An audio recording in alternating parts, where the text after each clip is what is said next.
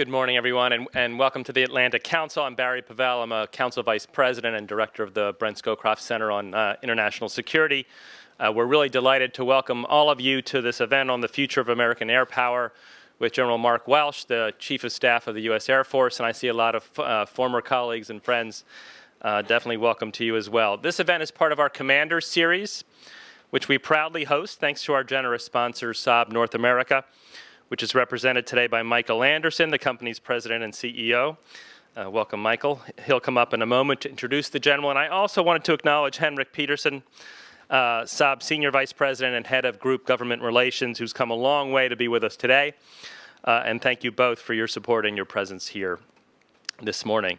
We in the Scowcroft Center believe that this century will require the prudent use of American air power. After more than a decade of American ground-centric operations, which have shaped strategic thinking capabilities and planning, the U.S., along with its allies and partners, must find ways to continue to integrate air power in order to achieve our strategic objectives. Clearly, our featured speaker also believes this to be true. The Air Force's 30-year strategy, entitled A Call to the Future, outlines 5 key mission areas for the Air Force. First, air and space superiority. Second, intelligence, surveillance, and reconnaissance. Third, rapid global mobility. Fourth, global strike. And fifth, command and control. And as the U.S. military continues to move to a more joint, networked, connected way of war among our own services, and really importantly these days, with our allies and with our partners in a number of regions, it is clear that the Air Force will have to take center stage and play a very prominent role. There are a number of questions about this going forward, and that's what we hope to hear about today. How can the Air Force maintain its superiority when other states and even non-state actors are garnering capabilities that can affect our military operational effectiveness? How can the Air Force attract and retain the right people to do the hard work of the Air Force in a society that's changing quickly? And in an environment and an operational circumstance that's also changing. Does the Air Force have all the capabilities it needs to deal with myriad threats that seem to be changing, in some cases, by the month? We certainly look forward to hearing about these and other issues in the General's remarks and also in my conversation with him afterward. We are incredibly lucky then to have the General with us today to close out the Commander Series for 2015. And I'm glad that we can share this moment with our friends at Saab. Please note that we are tweeting this event from the @AC Scowcroft account and using the hashtag AC Defense. And now I'd like to ask Michael Anderson to introduce General Welsh. Mike, the floor is yours.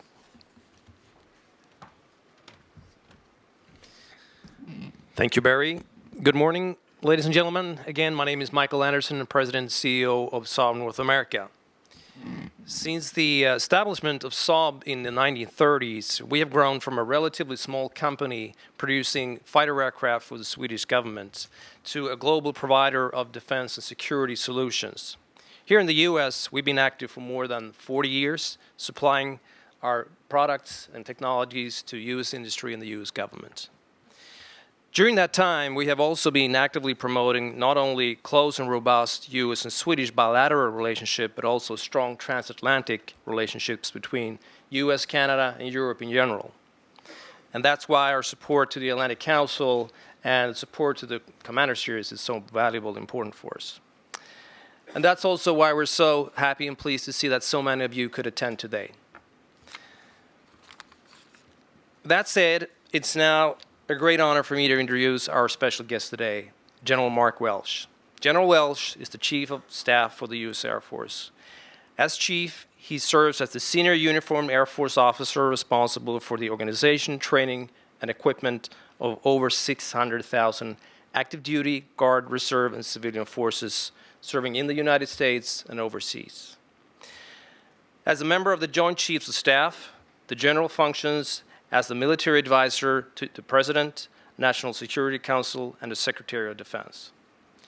Prior to his current position, from 2010 to 2012, he was Commander U.S. Air Force in Europe, also served as Commander Air Component Command at Ramstein Air Base. He was promoted to General in December 2010. From 2008 to 2010, he was Associate Director for Military Affairs at the CIA as a Major General and a Lieutenant General. From 2005 to 2007, he was Deputy Commander of the Joint Functional Component Command for Intelligence, Surveillance, and Reconnaissance at the U.S. Strategic Command. General Welsh was born in San Antonio, Texas. He entered into the Air Force in 1976 as a graduate of the U.S. Air Force Academy. He also holds a Master of Science degree in Computer Resource Management, Webster University, and various fellowships at, among others, MIT, Johns Hopkins University, and Harvard, and the National Defense University. These are just a few highlights of General Welsh's long career and distinguished service to the United States. General, we're very pleased and honored to have you here today. Please join me in welcoming General Mark Welsh. Thank you, sir. Thank you very much. Thank you, folks, and good morning to everyone. Old friends, colleagues, and names and faces that I've seen and admired over time. So thank you for joining us this morning. First of all, thanks for letting me be here, gentlemen. This is a real privilege for me, and thank you to you, Barry. Thank you to Michael. Thank you to Saab for hosting this series, and a special thanks to the Atlantic Council. This is going to sound a little cheesy, but this is the truth. I'd like to thank the Atlantic Council for 54 years now of important conversations on really, really important issues.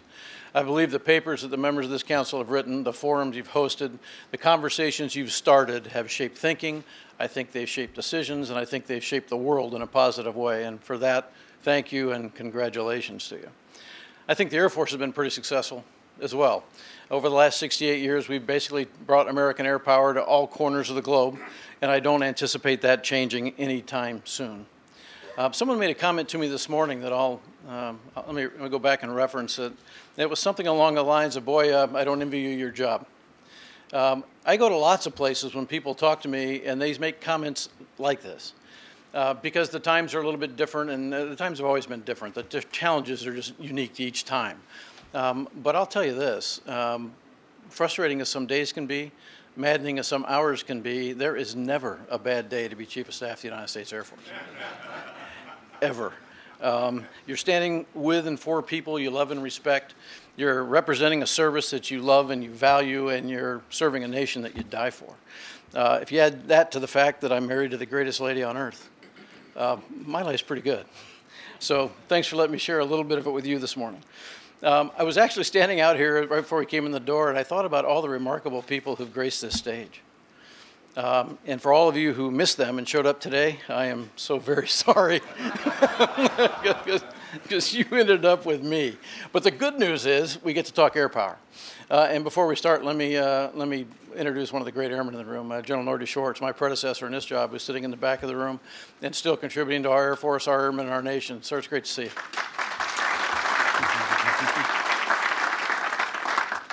Before I start these remarks, and I promise I'll keep these relatively brief. I'll give you 8 or 9 minutes, and I'll shut up, and we'll talk about what you want to talk about, Barry. And I'll keep my remarks relatively generic and get into the specifics during the rest of our conversation. When I talk about air power, I'm talking about air, space, and cyber activity that produces effects for the nation. So it's operations in all three of those domains. When I talk about airmen, I'm talking about everybody who's involved in Air Force activity. Officers, enlisted, civilian, active duty, guard, and reserve. Every time you hear us talk about our Air Force, we're talking about the whole thing. And so whether you're hearing numbers of squadrons or numbers of people, it's always the whole force, because we need the whole force to get our job done. We're small enough now that that's a fact. I think if you're going to look at the future of air power, you have to start with an understanding that some things will not change. Our core missions that Barry mentioned, those 5 core missions, other than adding space superiority to the air superiority line, they haven't changed since 1947. We're still doing exactly the same things on behalf of the nation and for the joint force that we started doing as a result of that executive order, and I believe we'll continue to do those same missions in the future, at least in the near and the midterm future. How we do them has been changing constantly, and where we do them, which domains we do them in, through, or from, airspace or cyber, will most certainly change in the future. That'll be one of the keys to our success, how we balance that adjustment. I also think you have to remember that for the Air Force, we will always be facing and must be prepared for a full spectrum threat, everything from nuclear threats to conventional threats to cyber threats to counterterrorism. I also believe the demand signal for air power will continue to go up. It's been going up for a long time now. It will continue to go up because our people bring great capability for the Joint Force.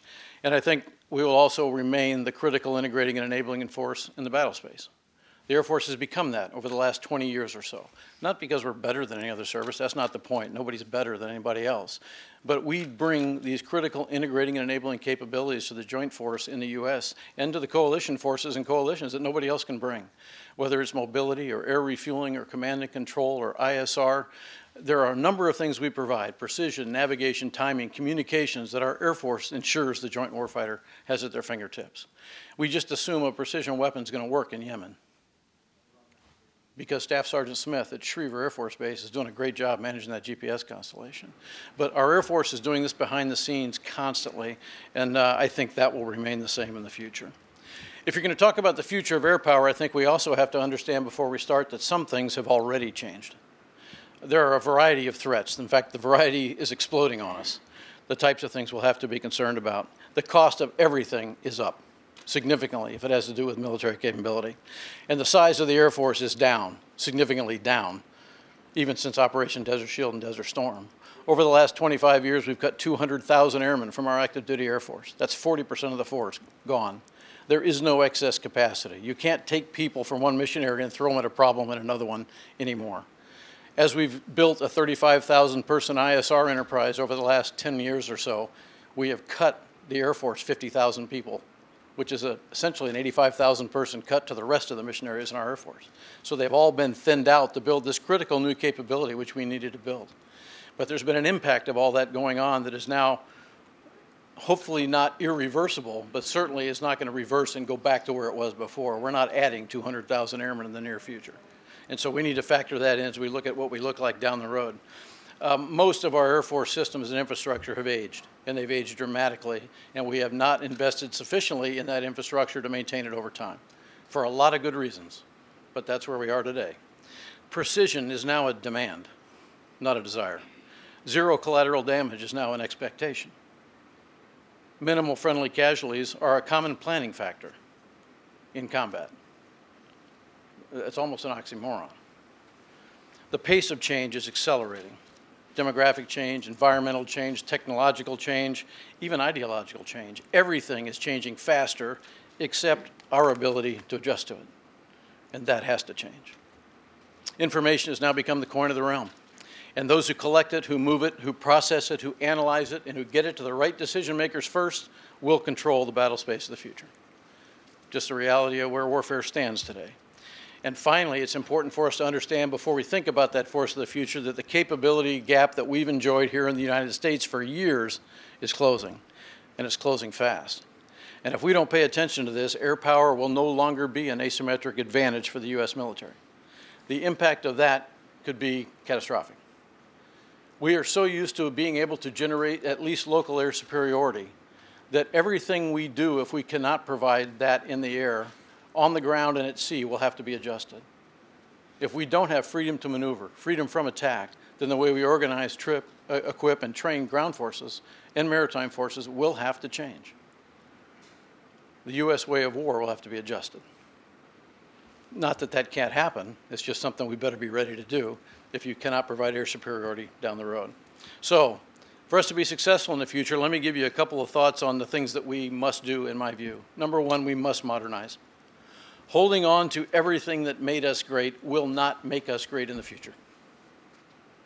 It's just a fact. We must be more agile in everything from our decision-making process to our acquisition process to our ability to change our organizational structures to the way we manage our total force.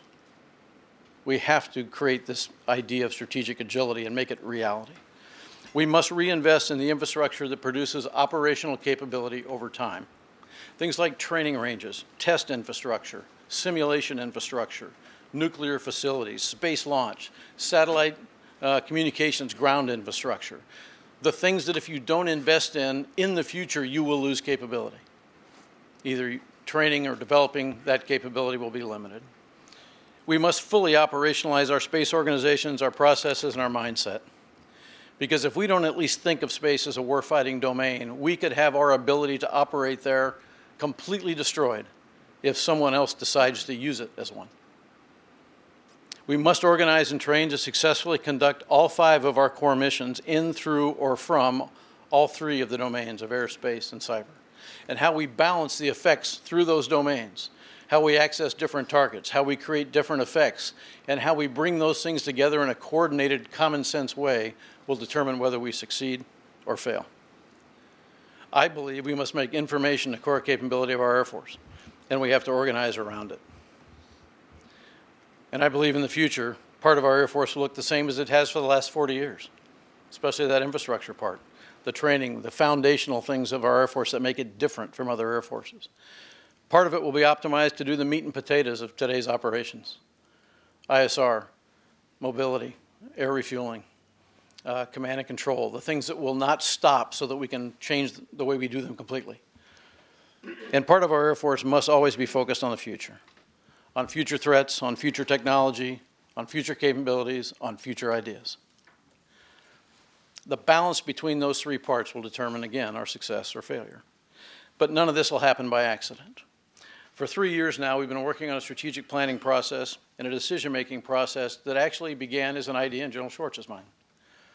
When we had a discussion that I was sitting in a room for, where he talked about his frustration in not having a senior strategist and planner available on the air staff, because it was all tied up inside the budget, you know, the annual cycle of circling the flame of the palm, because the same senior officer was accountable for strategy, for planning, and for the palm.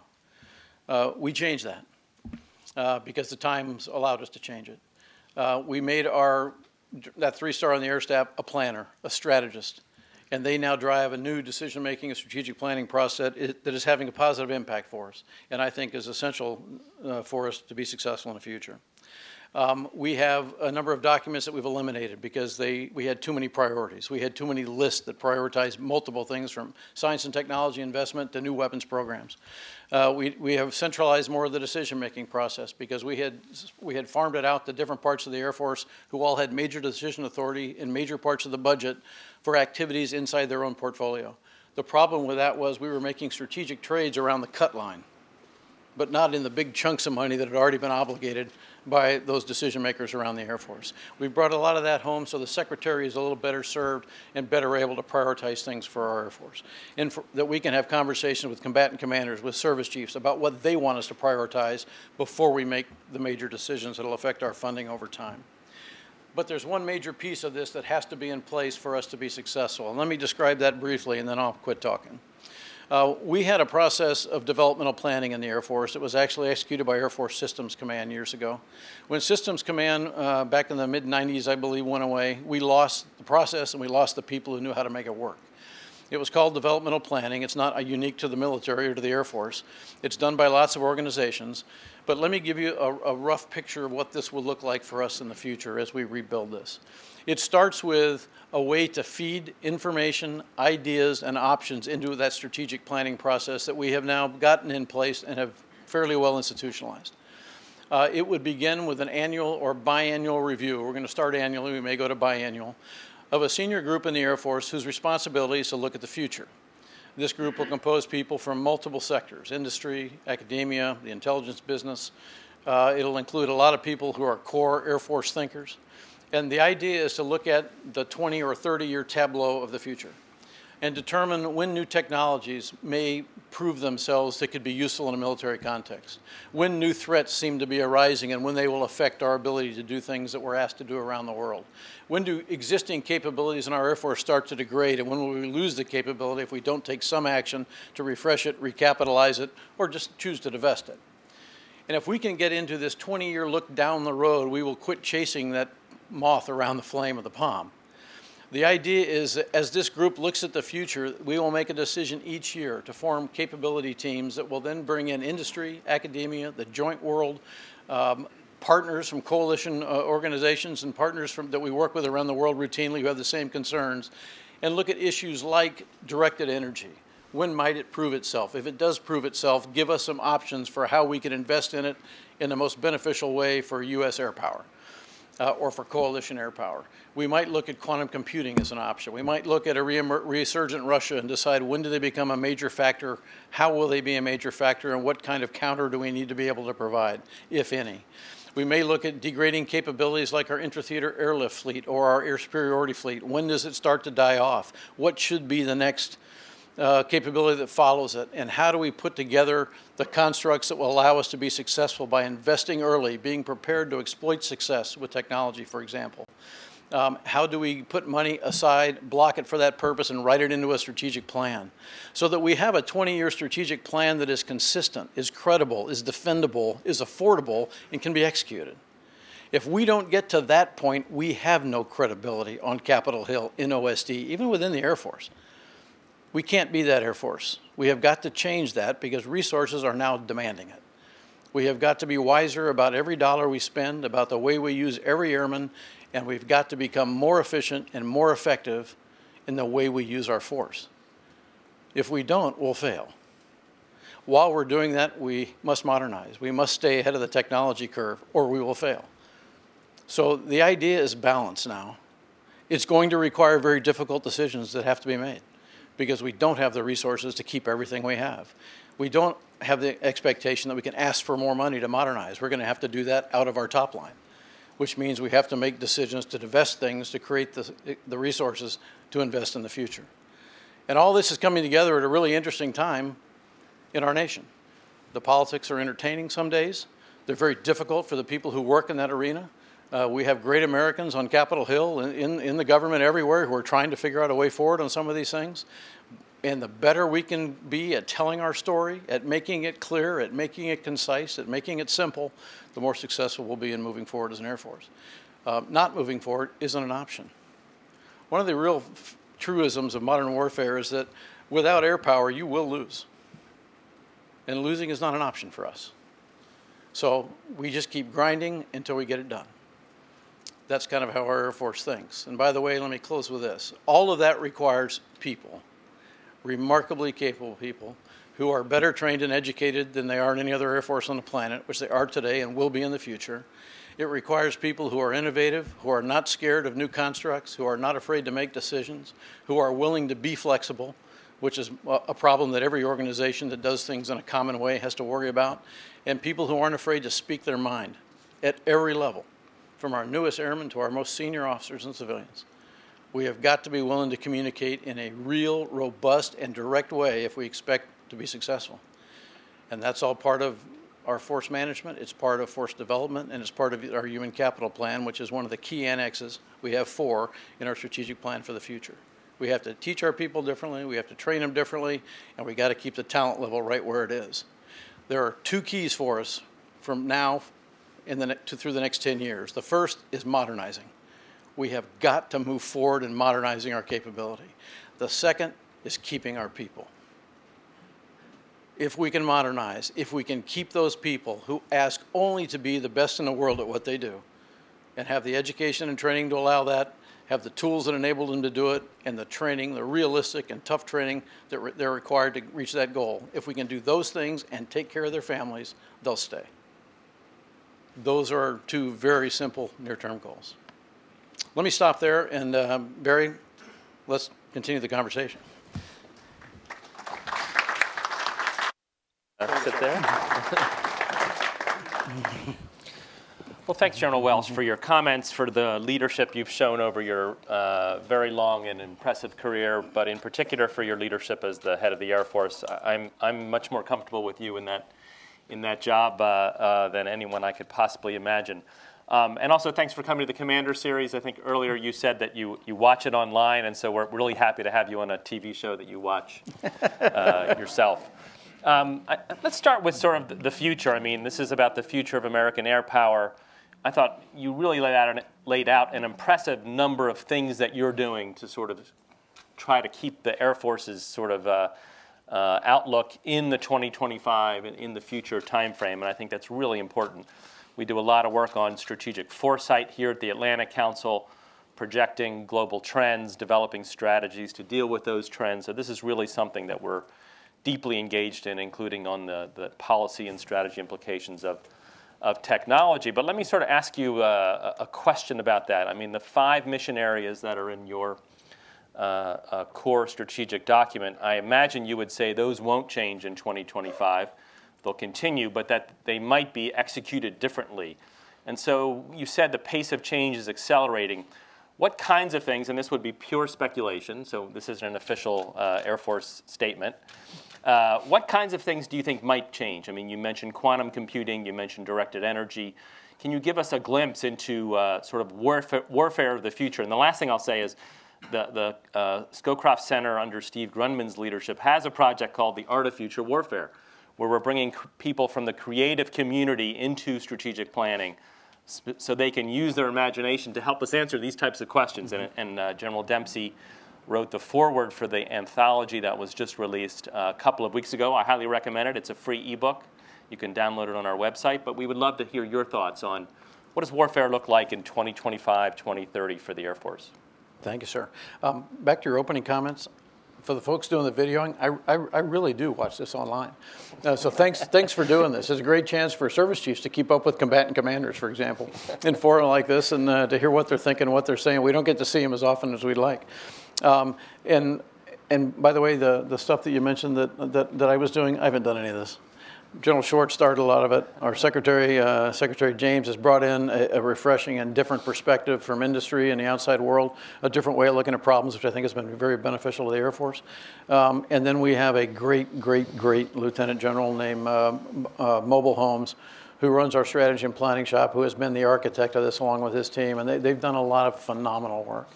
I'm most of the time hanging on for dear life. The future of warfare, I think, is well discussed if you go back to the past of warfare, because there are some principles in the art of war that will not change. If you are worrying about finding targets, applying force to targets, creating effects on targets, that really hasn't changed since the Roman legions. Just the way we do it has changed. And so all the things that you build, that you modernize, that you recapitalize, that you network, have to be able to do those very common things. So if you have systems that find the enemy, they must be linked to things that kill the enemy or create effects on the enemy, whether they're kinetic effects or they're non-kinetic effects. So when I look at a future force, I kind of go back to common sense as the first standard. If we're building things that find the enemy and they don't connect to things that can have an effect on the enemy, why are we building them? Or are we building them the right way? And I think that should guide us as we move forward, whether it's Air Force or it's a joint force or it's a coalition force.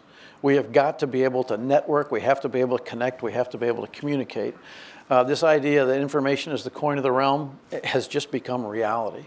And it's one of the things the U.S. military has brought in a robust way, and I think our Air Force brings in a robust way to both joint and coalition efforts, and I think that has to continue, which means architectures, ability to sort big data, data sorting tools, the ability to process, to disseminate, to get it to the right place quickly, to get the right product, the right information to the right decision maker. All that stuff must continue to evolve, and it needs to be at the center of what we do as an Air Force.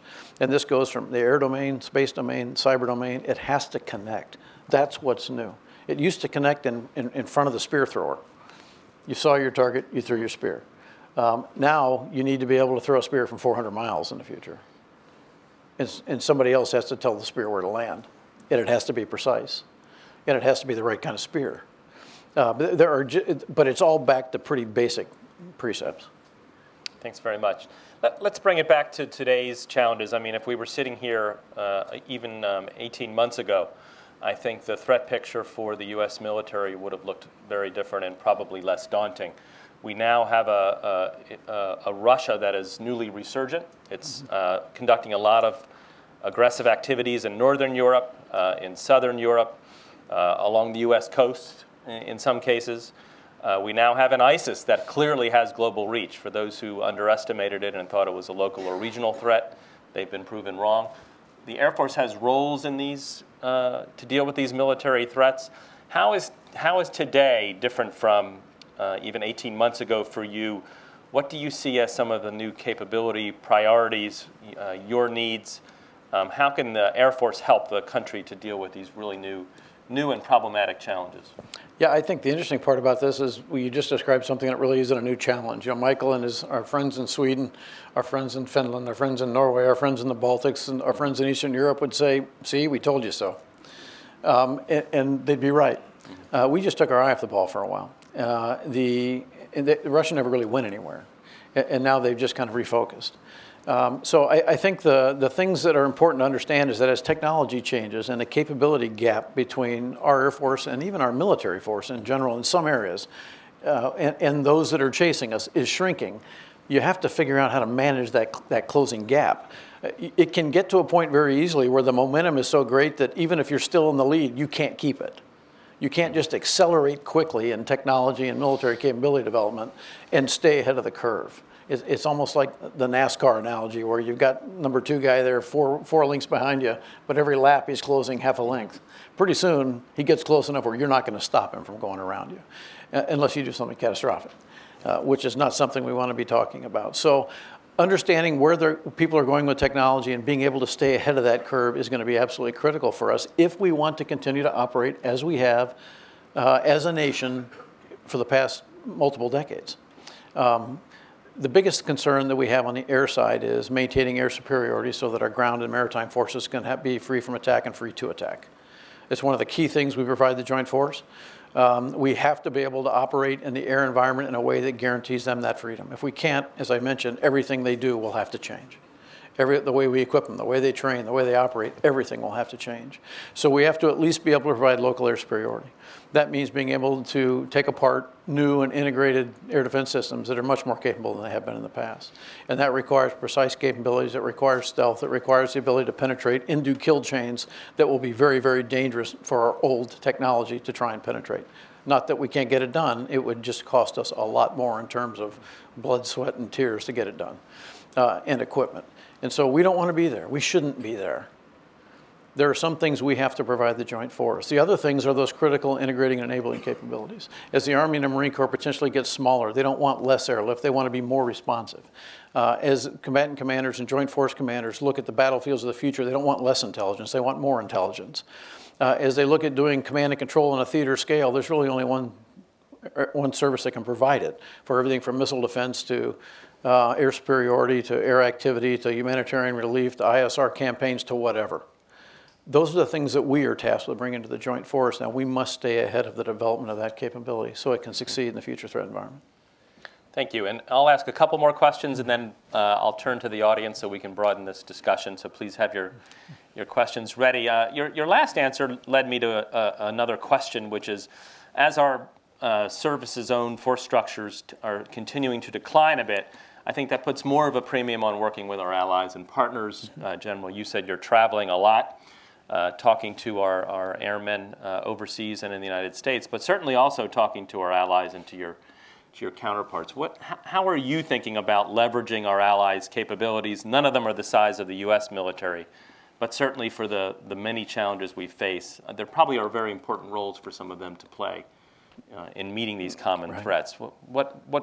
What comes to your mind as some of the more important ways that the Air Force is doing this? We get contributions from our allies all over the world routinely in every activity we undertake. We've got the former Danish Air Chief sitting right there in the fourth row. Right next to him is another one of the great European Air Chiefs that I had the privilege to work with in Europe. They bring great capability to the fight. It's limited in capacity these days because their air forces are smaller than they would certainly like them to be because resources for their nations have been limited.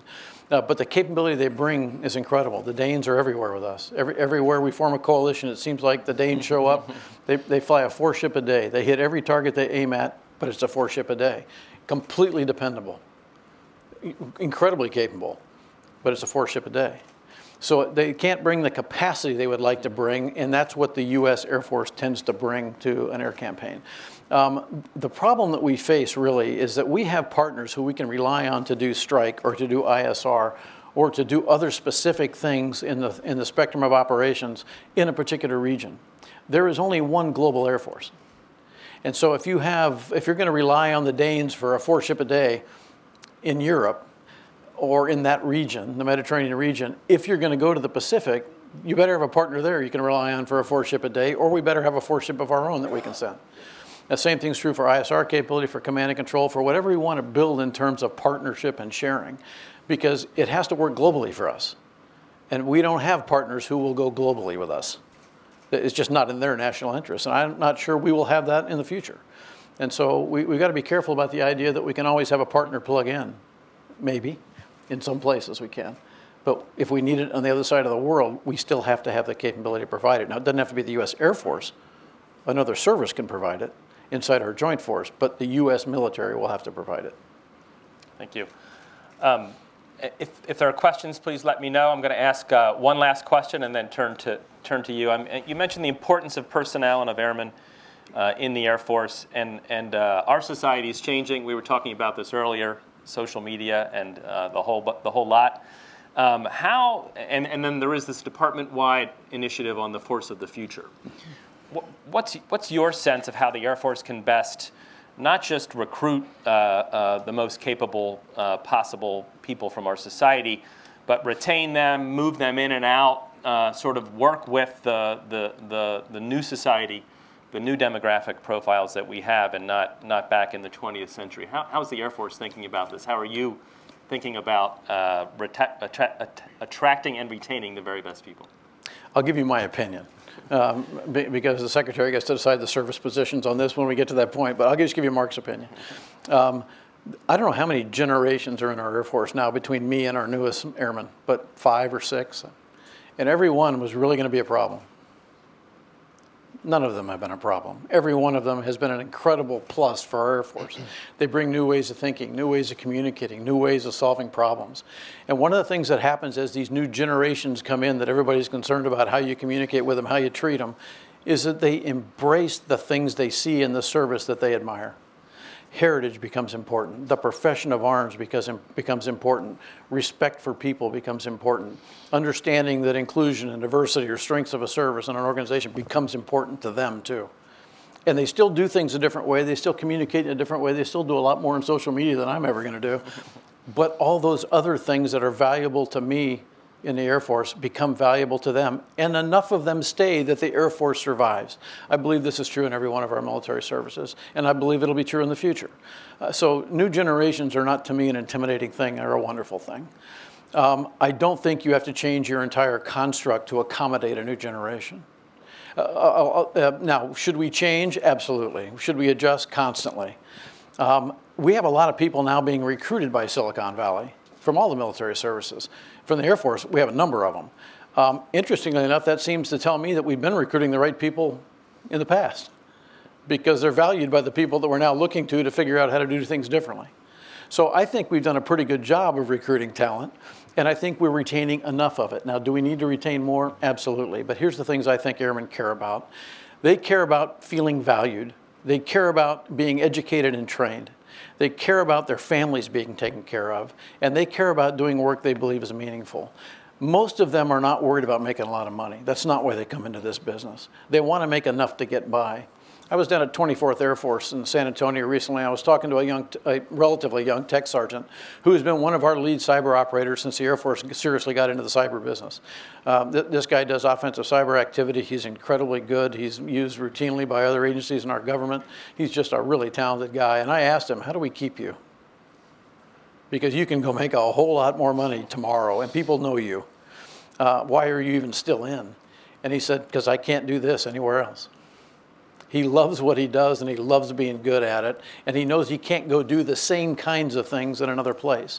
So he has said, he told me, look, pay me enough that I'm comfortable and I can take care of my family, and I don't have to worry about that. Make sure I'm doing what I think is important work, and I'll stay till 20 years. After that, I'll go make money. I won't stay beyond that probably, because I'm giving up too much for my family's future. I'm good with that. They sign a contract, they serve a period of time, we shake their hand when they leave and thank them for their service, and we move on. And the next superstar walks in the door. We've been operating that way for a long time. Now, there are certain areas where we have got to change the way we attract talent, manage talent, promote talent, just because things like cyber domain, for example, you can't walk into the cyber business, be a full up round, operating across the full spectrum of activity in that domain, and then walk away from 4 years to go to school to do a broadening assignment, to go work on the staff, and then come back and have the same operational effect. The world's changed. And so maybe we need to promote differently. We need to educate differently within some of these new career fields. And we are looking at a number of things like that under this Force of the Future construct. And clearly we can create more movement between our components, the active, the Guard, and Reserve, and we can create more movement from the civil community, the commercial world, into the service to do specific tasks. I do not agree that you're going to bring someone in as a lieutenant colonel to command a bomber squadron. You will have no understanding of the culture of the United States Air Force, of the mindset of airmen, of what their motivations are, of how to lead them and take care of their families. You just can't walk into that cold and take that kind of a position. But that's not what Force of the Future is focused on. Secretary of Defense has been real clear about this being a focus on keeping the great workforce we've had in the past and making sure we have a great workforce in the future. So what do we need to adjust to make that reality? Great, thank you very much. And now we'll go to some questions. I thought I saw General Wald with the first question, and then we'll go around. Chuck Wald, Deloitte. Thank you, Chief. I didn't mean to say I pitied you earlier. I'm actually jealous. I think you're awesome. The question is, I think it goes back to kind of air superiority, or the whole idea of getting used to something that maybe the appreciation isn't quite as clear as it could be. And the real question is on space and GPS specifically. I don't think it's a big secret that almost everything we do depends on GPS, but space writ large. How are we taking care of that and assuring that in the future? Yes, sir. You know, one of the real superstars of our Air Force, in my mind, is General John Hyten out at Air Force Space Command. He is a brilliant guy. He's a very big thinker, and he has, from the time he walked into this job, has focused Space Command, at least when you're planning for the future, on the idea of space as a warfighting domain. Not because we should treat it that way or plan to fight wars in space, but because we will not control whether someone else decides to. And so the capability that we have in space must be more resilient. It must be flexible and agile enough to adapt to the same kind of activity that could occur in the air domain as far as destruction of equipment and systems. And so he has really looked at everything from the types of equipment you buy, the architectures you field, to the processes you operate with inside your squadrons with. He's come up with a concept called combat to dwell, which is a very interesting concept. Much like RPA squadrons in the Air Force, although you don't deploy, so we don't talk about deploy to dwell rates, you are in combat full time. For our RPA force, combat to dwell has been 1 to 0. From the time we first started flying them operationally, they've been in combat. No individual has had dwell time where they're kind of recharging their batteries and doing upgrade programs and doing PME and all that other kind of stuff. They've been in combat. Our Space Force has essentially been looked at the same way, but has kind of been in the background this whole time. And so the idea that you could have 3 flights in a squadron, for example, and 2 of those flights will be actually doing the operational space business every single day, and a third one will be doing upgrade programs, new kinds of training, more complex training than they had a chance to do while they're doing the operational utility. So we continue to keep capability for the full spectrum of operations. Some of them will be just thinking, how do we change the game in the future for space? Just that concept, it's a very simple one, but it's critical to our survival over time. John's bringing a lot of that thought, and I think it's a wonderful thought, and we're actually adapting it now into the RPA community because it makes sense. And we just need to be able to look at the things we do routinely in a very different way than we have in the past. If we don't, our people will be worn out. That's the biggest problem we have right now, is wearing our people out. This growing of enterprises, you know, we've grown an ISR enterprise in the medium altitude arena, about 35,000 people over the last 10 years or so. That's come while we've cut the Air Force as a whole, 50,000 people. So to the rest of the mission areas in the Air Force, that's an 85,000 person cut. Every one of them has been thinned out to make this happen. We cut entire fighter wings to buy new RPA caps. We needed to, by the way, but that's the kind of decisions we've been forced to make. So we're at 82 to 85% manning levels in virtually every mission area. We can't reach in someplace and grab more manpower to fix a problem anymore. And so we have got to figure out different ways of using our people in a more efficient way, or we will wear them out. And if we lose them, we lose everything. We just can't afford to let that happen.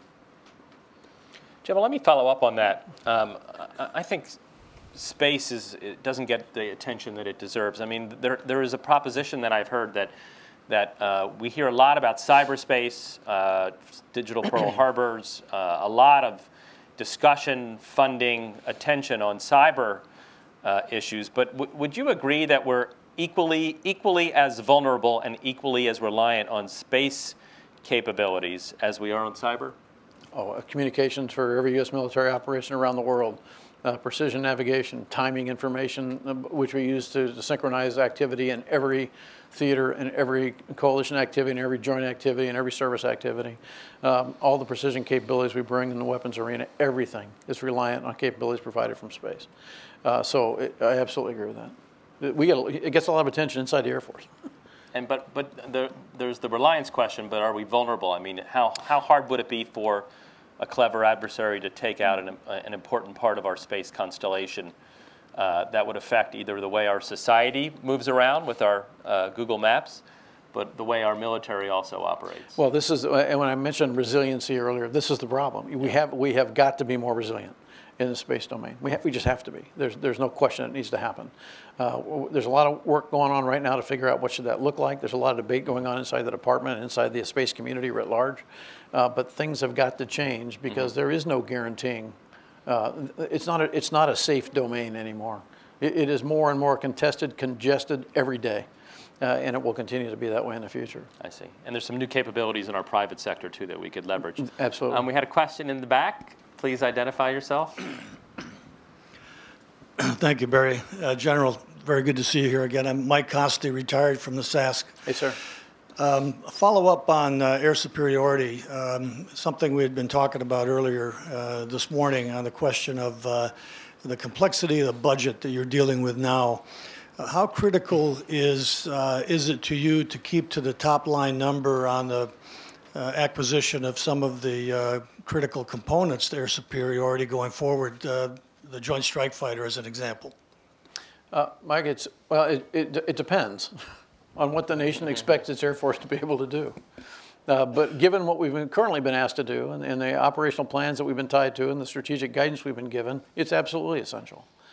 We don't have enough F-22s to provide air superiority in a theater of operations. When that buy was capped, it took away our ability to do that with the F-22 fleet, which had been the plan. And so we have to augment the F-22 fleet with something else to provide a theater's worth of air superiority. We can use aircraft from the other services, but there aren't enough of them to be able to do this routinely, and they would be forced to give up things like defense of the fleet, operations inside the Marine Air-to-Ground Task Force's area of operations, et cetera. And so the Air Force needs to be able to provide this for the Joint Force Commander. To do that, we have to use the F-15C today to augment the F-22. And the F-15C needs to be upgraded in terms of a lot of current onboard systems to compete with the emerging threats from other countries. Or it will not be competitive in another 3 to 5 years if we don't put AESA radars, for example, on board the airplane, if we don't develop the right kind of weapons for it to use with the right kind of weapons ranges. As the F-35 is fielded, it will become a replacement probably for the F-15C in that role, not because it was designed to do that, it wasn't, but because we're going to have to use it for that, and it can do it. The F-15 or the F-35 and the F-22 were designed to be complementary. The F-22 has always been intended to be the air superiority fighter.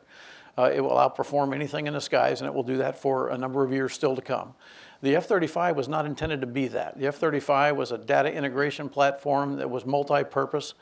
It was intended to be able to do the precision work against integrated air defense systems to keep targets at risk and to be a jack of all trades. That's what the airplane was designed for.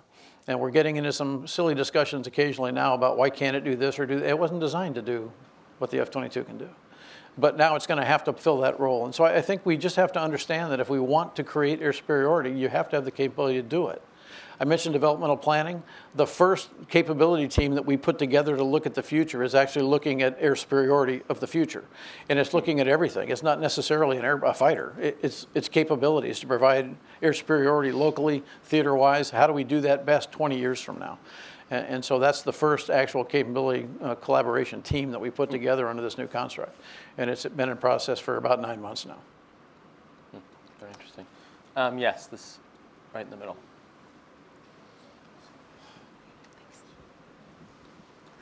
Hi, General. Tara Kopp, Stars and Stripes. Sorry, lost my voice.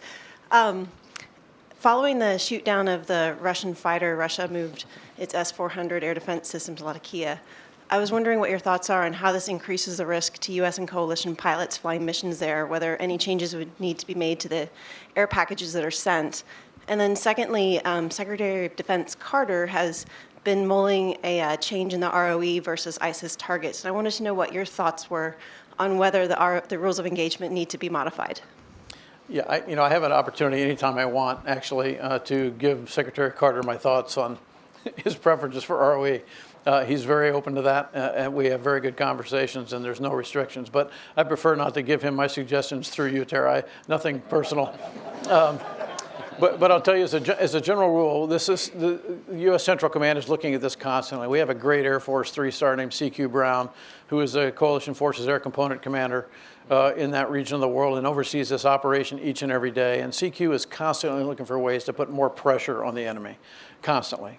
And I think if you paid attention over the last month, that pressure has been slowly increased. Now, this is never going to look like the first Gulf War air campaign. That is just not the intent of the strategy that's been decided upon. Whether anyone agrees with that or not, that's not the intent. And so it won't look that way. But they're always looking for ways to put more pressure on ISIS, to attrit their ability to do command and control, to attrit their leadership, to find ways to affect their economic activity, and to keep them from massing and moving to take new terrain. And I think that effort has been successful. We can debate about levels of success and whether this is the right approach, but there are an awful lot of great people at U.S. Central Command who worry about this every day. And I think the Secretary of Defense is just ensuring that all of us are constantly looking at new and better ways to do that. And the question on the Russians announcing that they're moving the S-400 into Latakia. It has a 250-mile range, is my understanding. Pretty significant new capability. How does that affect current operations in Syria? How might that affect the establishment of a no-fly zone, which is still being discussed and debated? I think it depends completely on what they plan to do with the S-400, how it's integrated into the Syrian system. There are already some pretty serious air defense threats in Syria without the S-400 system. And we haven't had a major problem limiting operations regarding that. How they orient the system can make a difference. Are they looking north toward Turkey, for example, which would be my guess. But all that stuff is being discussed between European Command, the Turks, U.S. Central Command, and the Russians now. You know, I saw an article in the paper this morning where our chairman has been in discussions with the Russian Chad. All these things are topics of discussion. The intent is to increase communication wherever possible to minimize miscommunication or confusion wherever possible. But we have a lot of people conducting combat operations in the same airspace. It clearly creates opportunities for things to go wrong. And so this effort of communicating better and better and better has to continue. It's interesting, though. I think the last question I would ask on that is, it is a game changer in some ways, the Russian involvement. I mean, 6 months ago, if the president gave you the order, or gave the commander the order to establish a no-fly zone, it was a little less challenging than with Russians in the sky as well, and they have a vote, as the Pentagon likes to say. But all things are possible. You know, I mean, if the Russians are part of the no-fly zone enforcement, maybe it's not a problem. Next question, in the back there. Sir, I'm Group Captain Sterry, Air Attaché, Pakistan. Sir, you said the basic precepts don't change, but the new capabilities, they come in and they change. So it also changes who and how that is employed by he or she later in the future. So with the change of capability, are you also foreseeing change in command and control at maybe not at the strategic level, it may remain the same, but at least at the joint and service level, at the operational level itself? Well, one of the things that we have spent a lot of time talking about in the Air Force over the last really 6 to 7 years is getting back to thinking about contested environments, not assuming that we will be able to communicate, whether it's by voice or by data. Figuring out how you provide information, direction, command and control, commander's intent, if you will, so that deployed forces can operate autonomously should they be separated from communications. And I think that's something we have been working very hard at. It's something we have to continue doing. The most difficult part of that would be doing inside a coalition because everybody's lines of communication back to home countries would be affected, would be my assumption if our communications to our joint force headquarters are affected. And that would create some real confusion. So how do we train in joint exercises and coalition exercises where our communication lines are not clear? We've done this all the way down to the basic training level. There is not a single sortie that takes off from our fighter weapons school, for example, at Nellis Air Force Base, where at some point between the time you finished your great plan and your mission briefing and walked out the door, you're told that something is no longer working. And then while you're flying the mission, other things start to fail on you. It's just part of the way we're training now, and I think it's a very good thing. It's a very important point. Yes, over here. Hi there. Kingston Reef with Arms Control today. General, thanks so much for being here this morning. In light of your remark earlier that you don't have the resources to keep everything that you currently have, I wanted to ask a question about the Air Force plans for a new nuclear-capable cruise missile, also known as the LRSO program. The first question is, how high of a priority is the LRSO for you relative to other service priorities, namely the tanker, the F-35, dual-capable LRSB, and other Air Force nuclear priorities, the GBSD program, B-61 tail kit, and the Air Force Force Improvement Program? The second question is, are there plans for a conventional variant of this missile at this stage? And then finally, will the new missile provide for enhanced military capabilities relative to the existing AGM-86B in terms of range, speed, stealth, accuracy? Thank you. Yeah, thanks, Winston. The last question is easier to answer. The operational characteristics of this thing are not something we're discussing yet out loud. First of all, we don't set the requirements for these things. We don't build an Air Force for ourselves. We build an Air Force for combatant commanders, and the commander of U.S. Strategic Command is the one who establishes the priorities and the requirements for the nuclear enterprise. And so I'll tell you, to Admiral Cecil Haney, the LRSO is a very high priority. Logically, we want to keep options open as far as nuclear versus conventional or both over time, as long as we can. The issue for us in general in the nuclear enterprise recapitalization is going to be, it's a lot of money to do everything. And the decision on the priorities inside that enterprise are going to be made by someone other than the United States Air Force. It's going to be made in the policy arena to some extent. OSD is going to have to be a factor in this. The Secretary of Defense, ultimately inside the department, will probably be the guy who makes the final prioritization decisions.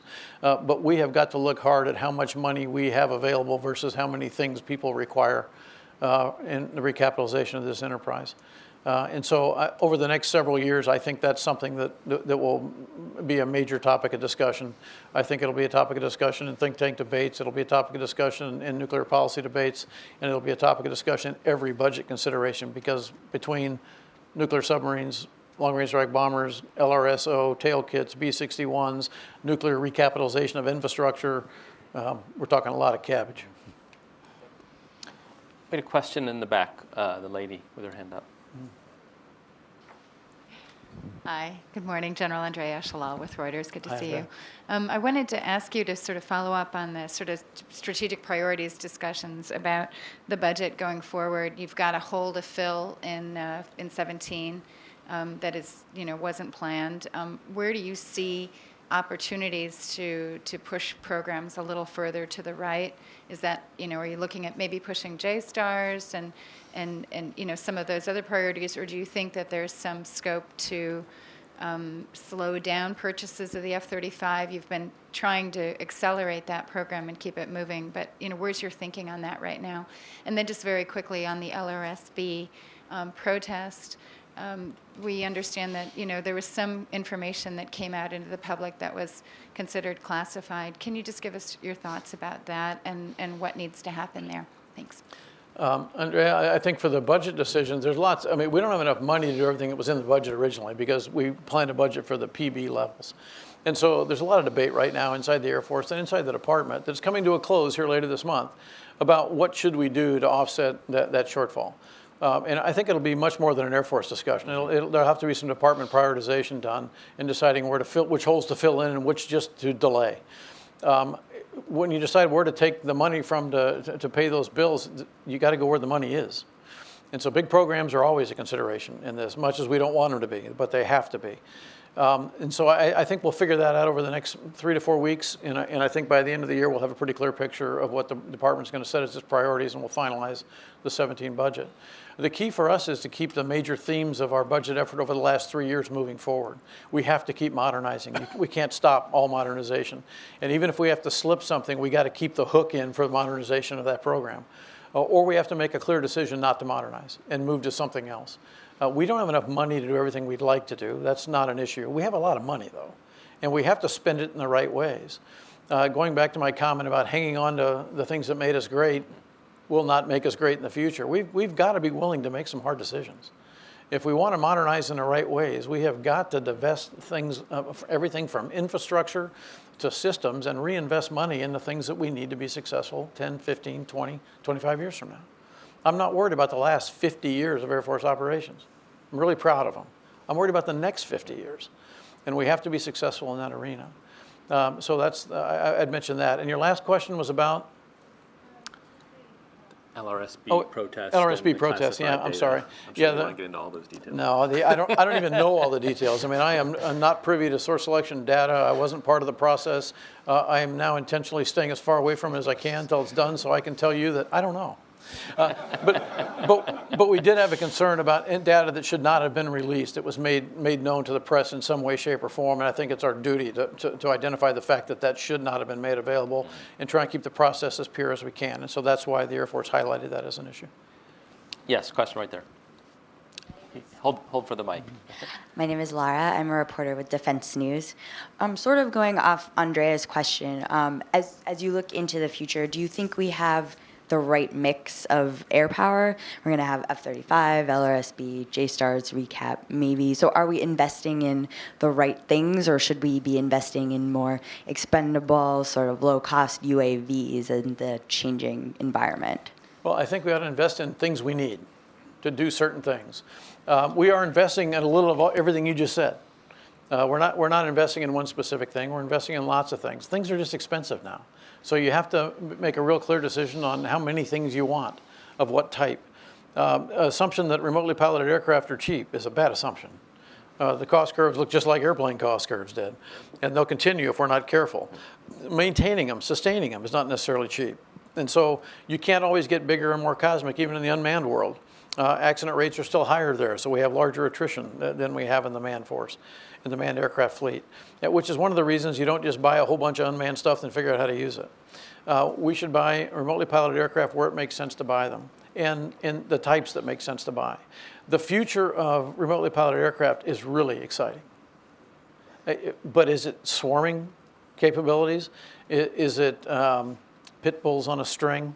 With a manned platform managing unmanned platforms inside the battle space, so you add the human sensor to the real-time inputs to the remotely piloted aircraft fleet. Is it something bigger, more enduring? Do we go to near space and take advantage of operations in that layer?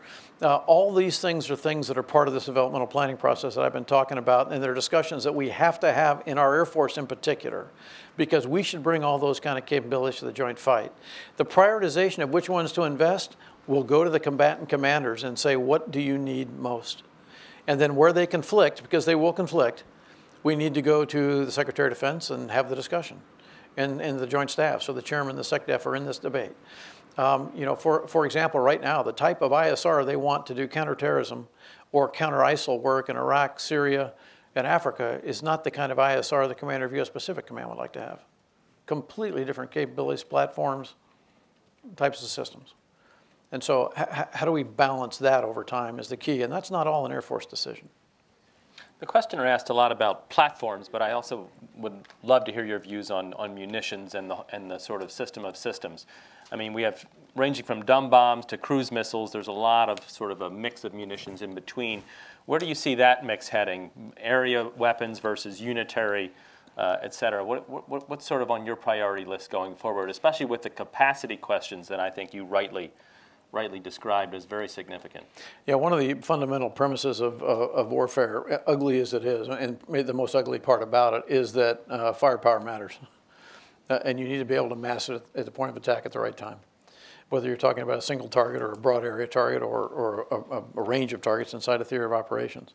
And so the kind of weapons that we put together over time have become more and more precise. They become more and more scalable, if you will. We've gone from 2,000 pounds of TNT to 500 pounds of TNT to 250 pounds of TNT, and now we've got much smaller capabilities that allow us to be much more precise and put a weapon inside a vehicle without doing much damage outside the vehicle. Our allies have done the same, and everybody wants more and more precision. For a big conflict, that's not always the right answer. If you're trying to destroy major infrastructure, if you're trying to destroy a nation's will to continue to fight, much as nobody likes to talk about it, warfare is not delicate, it's not always precise. And even when we talk about a precision JDAM hitting within 6 feet of a target, it's still 500 pounds of TNT exploding. And there is nothing precise about that. And so how we use these weapons should be a focus for us all the time, using them wisely, using them ethically, and using them only when they must be used. The types of weapons we use needs to be a wide range of things like the ones I just described. It has to be for the range of scenarios that we could face in the future. But by the way, if you're doing precision, though, those weapons have to be networked to the sensors that are available, not to new ones you have to build. Interesting. Yes, right here. Hi, I'm Pat Host with Defense Daily. Hey, General. The Air Force has been saying for a long time that JSTARS recap has been a high priority, but then Bill LaPlante said last week that the fate of the program is outside the Air Force's hands right now. How did we get to this point? Oh, I think this is a natural evolution. I don't know that the fate of the program is hanging in the balance at this particular moment in time. The combatant commanders have established a real clear requirement for an airborne battle management command and control platform. They use the JSTARS for dynamic targeting, which has become a huge part of how combatant commands and joint task forces conduct activity, and they want the capability to continue to be available to them in some way, shape, or form. We've done an analysis of alternatives of the best way to do this and decided that the best way to do it was to create a business jet solution, smaller, cheaper, much cheaper to operate over time, more fleet availability because of an upgrade to the system from the old system that we've been operating on in the past. And miniaturization technology allows us to do this. Industry can produce this platform. There's no question about that. The question is, where does it fit in the priority of things? To the combatant commanders, it's high on their priority list, but so are a lot of other things. The Department of Defense has to make the decisions about what's the highest priority for the department. And if there are people in the department who think there's a different way to provide this capability for less money, we should have a debate about that, which has been ongoing. We still think the JSTARS recapitalization is the right idea. We will continue to push hard for it. Hopefully it makes a budget cut this year. If it does not make the budget cut this year, we will keep the idea in the budget so that the idea doesn't go away, because that's what the combatant commanders want us to do. Yes, in the back. Morning, General. My name is Christian Posh. I know you don't remember me, but I do. 15 years ago at the Academy. So hey, Christian. I was one of your cadets, and I appreciated your leadership then for what it's worth. Now, today, I'm here representing the American Council on Germany, and I want to turn the discussion a little bit back towards culture again. I know I was personally thrilled, along with several other people, when you became the Chief of Staff. So as you look to the future, obviously, and unfortunately, you're not going to be here forever. But as you look to the future, what things, if you had to pick 3 things culturally that the Air Force needs to focus on to maintain its edge, so to speak, what would those 3 things be culturally? Thank you. Pride, the profession of arms, and the value of the individual. We stood up a profession of arms center of excellence here about 8-9 months ago now, with the intent being to remind airmen in every form we possibly can, from initial training to every recurring professional military education opportunity to weekly squadron commander, group commander, wing commander calls, about the concepts of service, of sacrifice, of loyalty, of trust, of respect, the things that are embedded in our core values and our airman's creed. Sometimes if you're especially a young airman, especially one who's very busy, who's frustrated because you're not spending enough time with your family, you kind of forget how important you are to the big scheme of things. You kind of forget what the contribution you're making is doing for the nation. And we don't always go back and talk about that. This effort is actually gotten off to a great start. It's bringing pride back in groups of airmen who had kind of lost it a little bit. And so we're working this through the chains of command. We're working it at every base level. We're working it through videos that are being put together by this organization that are kind of inspiring airmen again about the things that we hold most dear. So this idea of pride in who you are, of what you do, of what you represent is really critically important to our Air Force. It always has been. It's why we've been successful. We've always recruited the best people. We've trained them and educated them well, and then we've made them unbelievably proud of what they do and who they stand beside and the nation they represent. And if we start to lose that, we'll lose that concept of pride, which is reinforced by this idea of you are in the profession of arms. Core values don't matter except in a context. And the context for us is the profession of arms. Respect is fundamental in the profession of arms. Respect for each other, respect for training, respect for the mission, even respect for the enemy in the right ways. And so I think that pride, professionalism, and then reminding ourselves and our Air Force that every airman matters. If we don't live in an Air Force where every single individual feels valued, who feels like they have a voice, who feels like their contribution makes a difference, who feels like people want to hear what they have to say, If we don't live in that Air Force, we're in the wrong place. So those are the things that I think we need to keep focused on. If we keep airmen proud, feeling like they're a member of a profession, and if we keep them understanding how important each of them individually is to what we do, we'll be fine. We'll sort out all this other stuff. General, I'm going to ask the last question, and we only have time for this last question.